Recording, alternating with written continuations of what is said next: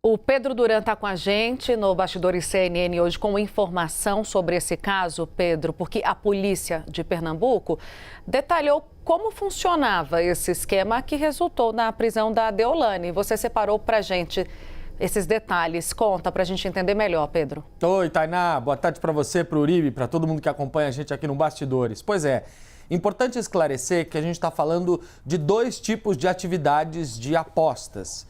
Esses dois tipos de atividades de apostas são investigados nesta operação da Polícia Civil de Pernambuco, com vários outros órgãos apoiando. Quais são eles? O primeiro, as bets, as casas de apostas virtuais, que são autorizadas, funcionam no Brasil, tem até uma discussão sobre a taxação dessas empresas. E um segundo tipo, que são os jogos de azar no meio digital. Os aplicativos do tigrinho, do coelhinho, do jacarezinho, esses que você coloca dinheiro, gira uma roleta e aí saca, enfim. O que os policiais descobriram? Que as bets estavam lavando o dinheiro que vinha de forma ilegal desse segundo grupo de aplicativos. Muitas dessas empresas, desses aplicativos ilegais, têm inclusive sede no exterior e usam isso para driblar os mecanismos fiscais de receita e pagamento de impostos aqui no Brasil.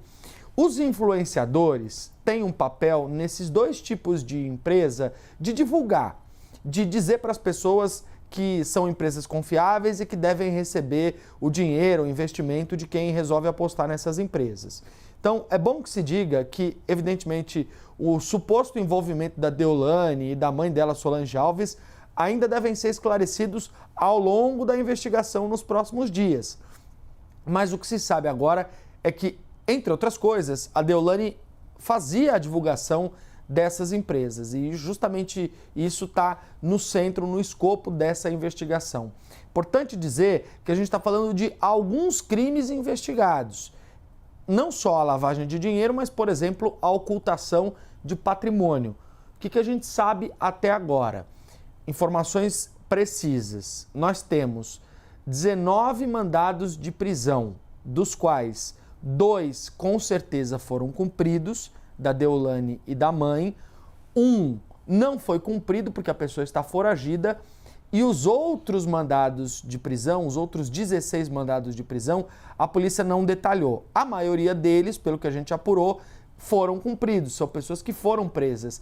Quem são essas pessoas? São os diretores, os chefes, os donos dessas empresas? São ligados às empresas de jogos ilegais? São outros influenciadores? Essas perguntas ainda não estão respondidas.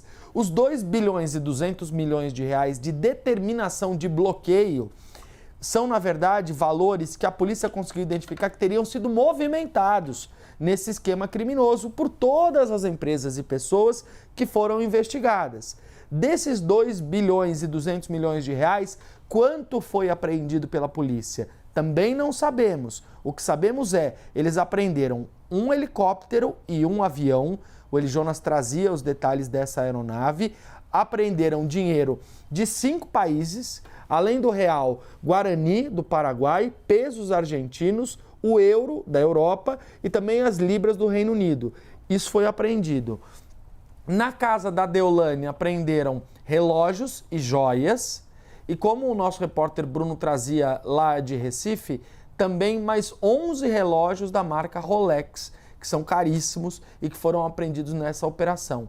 A conta toda de qual é o saldo do dinheiro, do valor, das coisas apreendidas, não foi feita ainda, só vai ser feita no final do dia, porque há muito dinheiro que foi apreendido.